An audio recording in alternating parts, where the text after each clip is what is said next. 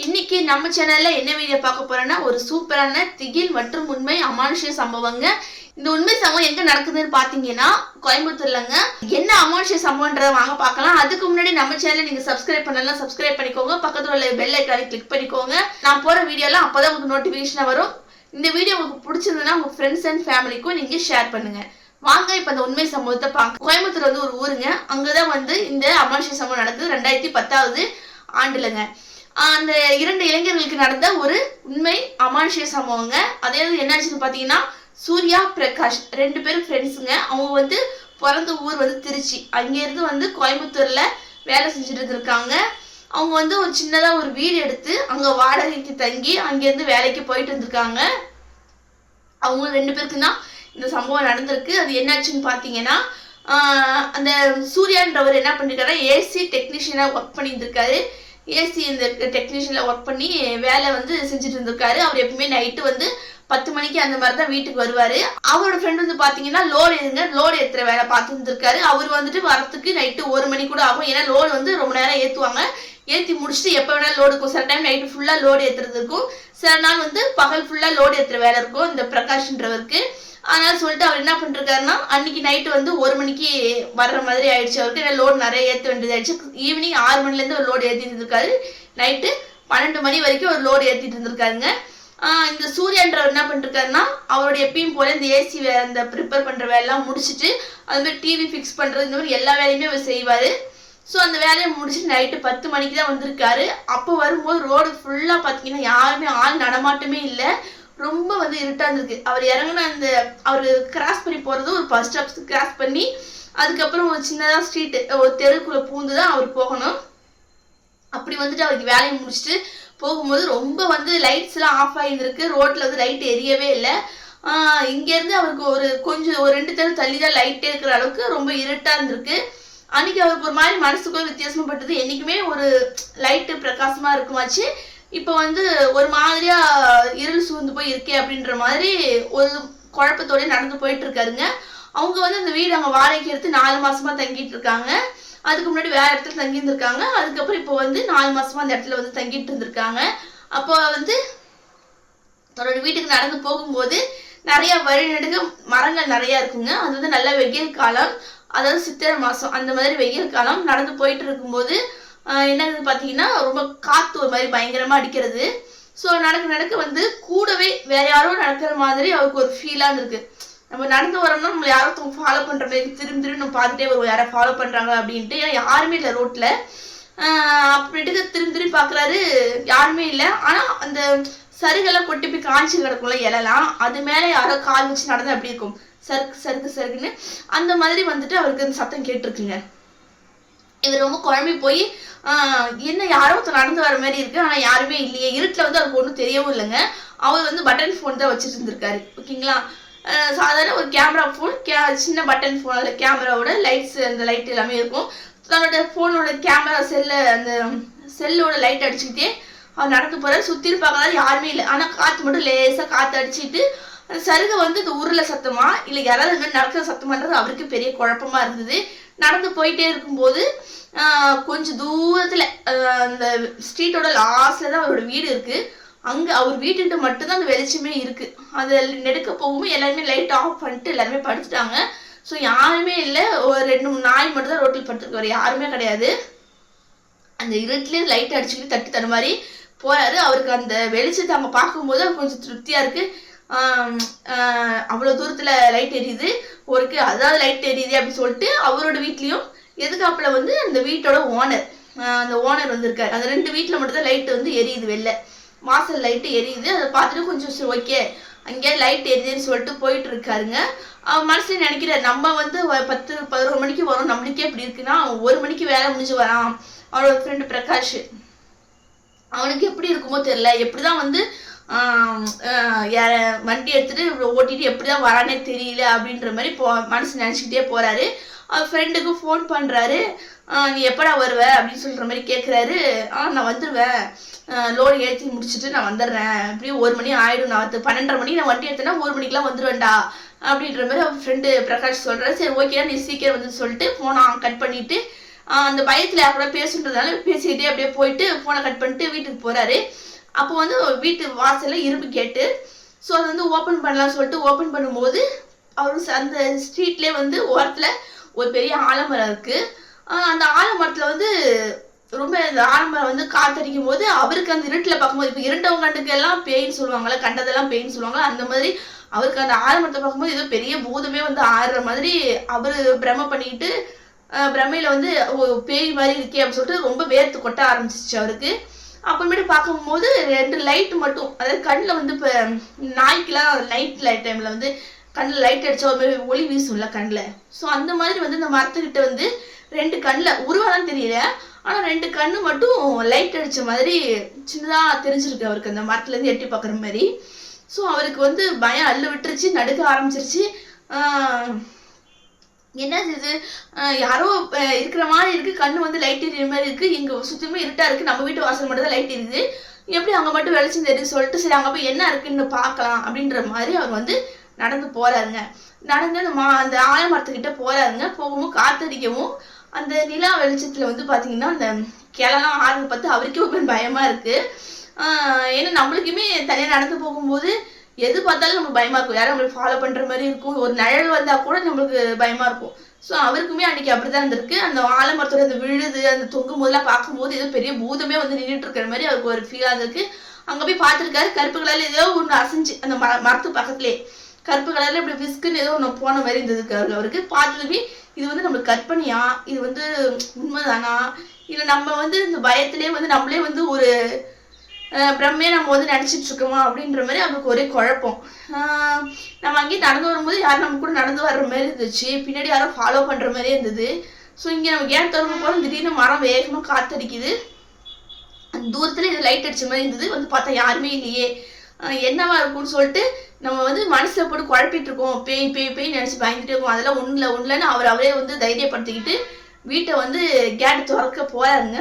அப்போ வந்து பார்த்தீங்கன்னா அவர் பின்னாடி வந்து யாரும் வேகம் மூச்சு இப்போ ஓடி வந்து மூச்சு ஆக்ரோஷமா மூச்சு விடுவாங்கல்ல, அந்த மாதிரி வந்து கோபமா ஆக்ரோஷமா மூச்சு விடுற மாதிரி இருக்கு அவர் முதுகுக்கு பின்னாடி. டக்குன்னு திரும்பி பார்க்குறாரு, யாருமே இல்லை. உடனே இது என்ன இது ஒரு மாதிரியா இருக்கேன்னு சொல்லிட்டு அவருக்கு ஒரு மாதிரி பதட்டமாயிடுச்சு. அந்த கை நடுக்கத்தோட என்ன பண்றாருன்னு கேட்டை திறந்துட்டு உள்ள போறாருங்க. உள்ள போயிட்டு அவர் நடந்து ஒரு ஸ்டெப்ஸ் எடுத்து 2 ஸ்டெப் எடுத்து வைக்கிறாரு. டலர்னு வந்து அவர் காலில் வந்து ஏதோ வந்து மிதிப்படுது. என்னடா ஏதோ மிதிப்படுதுன்னு சொல்லிட்டு பயந்துட்டாரு. பயந்து போய் பார்த்தா கால் கீழே வேற பூச்சி கிச்சு ஏதாவது நசுக்கிட்டு போய் பயந்து போய் பார்க்குறாரு. கால் கடையில் வந்து பார்த்தீங்கன்னா ஒரு கோழி முட்டைங்க.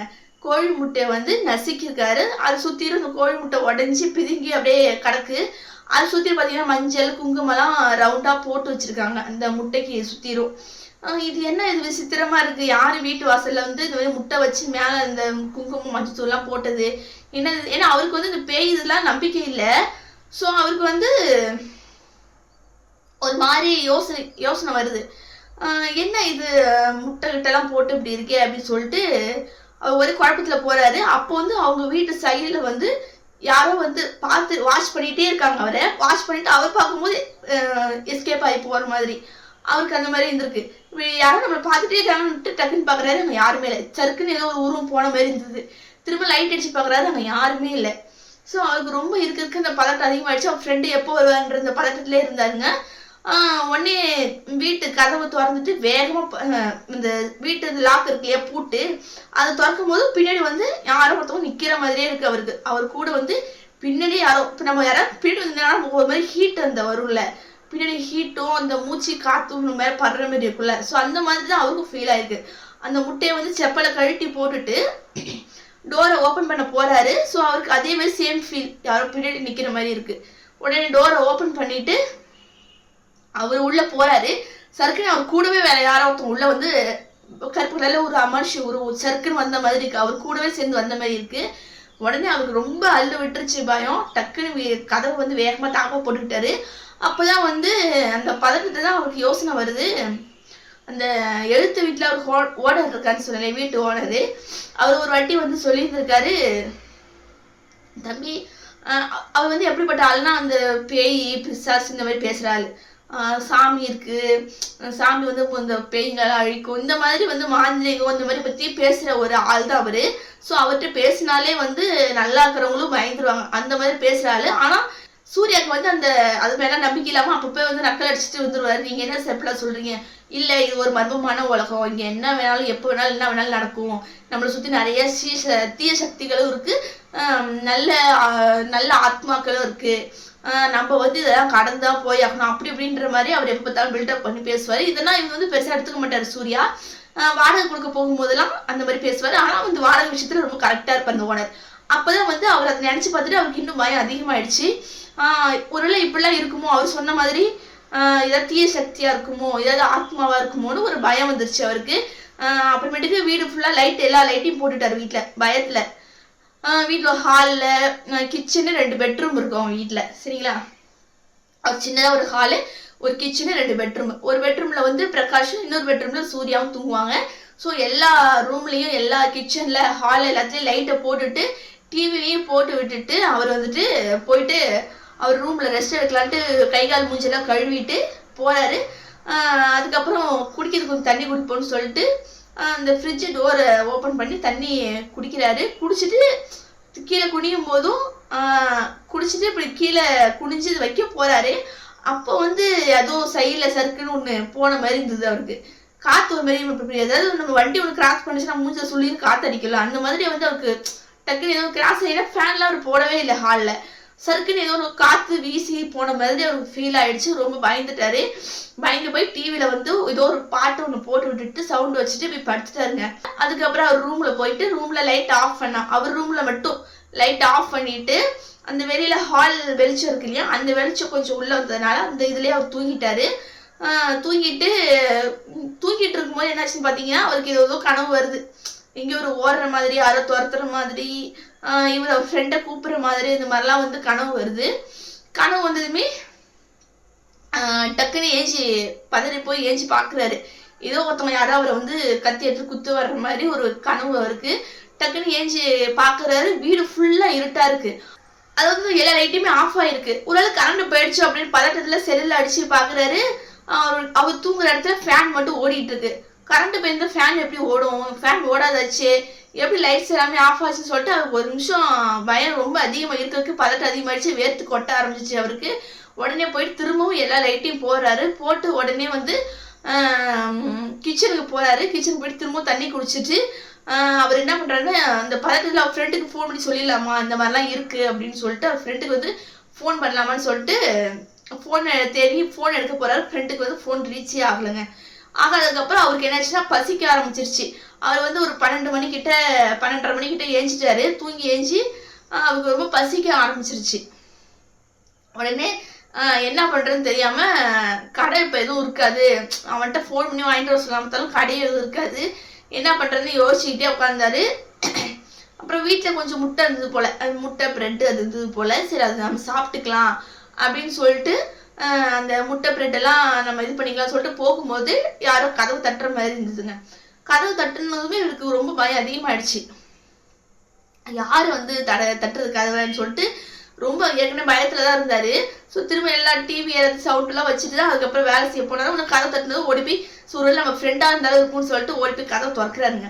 கதவு திறந்து பார்த்தா யாருமே இல்லை. வெளியே யாருமே இல்லாதனால பார்த்து ரொம்ப பயந்துட்டாரு. அவர் ரொம்ப பதட்டமாயிட்டாரு. யார் வந்து கதவு தட்டுன்னு சுற்றி பார்க்குறாரு, யாருமே இல்லை. அதுக்கப்புறமேட்டுக்கு மெதுவாக நடந்து வெளில வராரு.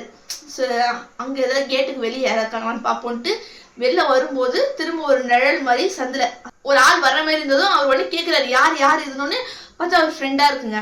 ஏய் நீதானா பிரகாஷ், நான் யாருன்னு நினச்சி பயந்துட்டேன்டா அப்படின்னு. ஆமாண்டா நான் தான்டா, ஏன் பயந்த அப்படின்னு. இல்லைடா நான் வந்ததுலேருந்து எனக்கு என்னமோ இந்த மாதிரி நடந்துட்டு இருக்கு அப்படின்னு. ஆமாண்டா இப்போ நான் கூட உள்ளே வந்தேன், வேலை முடிச்சு கேட்டு திறந்துட்டு உள்ளே வந்து நான் தான் கதவை தட்டின உடனே யாரோ இந்த சந்திலேருந்து எட்டி பார்த்துட்டு வேகமாக ஓடின மாதிரி இருந்துச்சுட்டா, நான் அதனால தான் பார்த்தேன், ஆனால் யாருமே இல்லைடா அப்படின்ற மாதிரி பிரகாஷ் சொல்லியிருக்காரு. சூர்யாவும் சொன்னாரு, ஆமாண்டா நானுமே வந்தேன், ஏதோ முட்டை கடந்தது மிதிச்சு அது ஏதோ மாந்திரிகம் பண்ண மாதிரி இருந்தது, இதெல்லாம் ஒரு பெரிய விஷயமாடா, பசங்க எவனாவது வந்து விளையாடிட்டு இருப்பானுங்க முட்டையை வச்சு, இல்லைன்னா பூனைங்கன்னா ஏதாவது கொட்டுறது போட்டிருக்கும், இதெல்லாம் பெருசாக எடுத்துக்காது, வா நம்ம உள்ளே போகலான்னு சொல்லி உள்ளே கூட்டு போயிட்டாரு அவர் ஃப்ரெண்டை. உடனே சூர்யா வந்து என்ன பண்ணா ஹாலில் உட்காந்து டிவி பார்த்துட்டு இருக்காரு.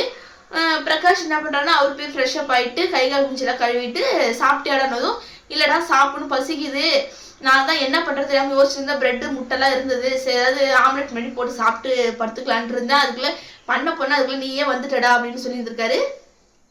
சரிடா நான் போய் பண்றேன், உனக்கு பண்ணிட்டு வரேன், நீ உட்காரு அப்படின்னு சொல்லிட்டு அவர் ஃப்ரெண்டு என்ன பண்றாருன்னா போயிட்டு இந்த கிச்சன்ல போய் பாக்குறாரு.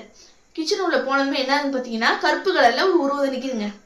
நிக்கவும் அவருக்கு வந்து அந்த கண்ணே அசைக்கல அப்படின்னு பாக்குறாரு. இந்த கருப்பு கலர்ல ஒரு உருவம் வந்து நின்றுட்டு இருக்கு. அந்த முட்டை பிரெட் எல்லாம் எடுத்து வச்சிருக்காரு அவரு, சூர்யா எடுத்து வச்சிருக்காரு. அதுகிட்ட பக்கத்துல வந்து ஒரு உருவம் நின்றுட்டு இருக்குங்க.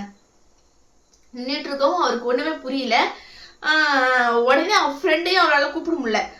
என்னது இது வித்தியாசமா இருக்கு, இந்த அமானுஷ்யமா இருக்கு, நம்ம வீட்டுல இத்தனை நாளா இல்லாதது திடீர்னு எப்படி வந்து ஒரு அமானுஷ்யமான ஒரு உருவம் வந்து நின்றுட்டு இருக்கு அப்படின்னு சொல்லிட்டு அவர் அதை பாக்குறாரு. அது அவரை பாக்குதுங்க. ரொம்ப ஷாக் ஆயிட்டாரு. ஏன்னா அவரு இந்த மாதிரி இந்த வீட்டுல நடந்தது இல்ல. அது வந்து அவருக்கு வந்து நம்பிக்கையும் கிடையாது. 2 பேருக்குமே இந்த பேய் பிசாசு இதெல்லாம் நம்பிக்கையும் கிடையாது. அவருக்கே வந்து ஒரு செகண்ட் புரியலைங்க, இது வந்து கற்பனையா இல்ல நம்ம வந்து ஒர்க் டயர்ல நம்மளுக்கு அப்படி தெரியுதா இல்ல நம்ம ஏதாவது உண்மையாவே இது அமானுஷ்யம் தானே. ஏன்னா அவருக்கு வந்து அந்த மாதிரி விஷயங்கள்லாம் நம்பிக்கையே கிடையாது 2 பேருக்குமே. இந்த உலகத்துல வந்து பேய் பிசாசுன்றதெல்லாம் சும்மா பொய் அப்படின்ற மாதிரி ஒரு நம்பிக்கை அவங்களுக்கு உண்டு. ஸோ அதனால அவங்க வந்து அதை ஏத்துக்க முடியல. இருந்தாலும் அவர் அந்த கண்ணெதிர பாக்குறாரு இல்லையா, அவரே அவர் நினைச்சுக்கிறாரு, கேட்டுக்கிறாரு, உண்மைன்னு கேட்டுக்கிறாரு. அப்பதான் வந்து அவருக்கு ஒரு விஷயம் வந்து ஞாபகத்துக்கு வருதுங்க.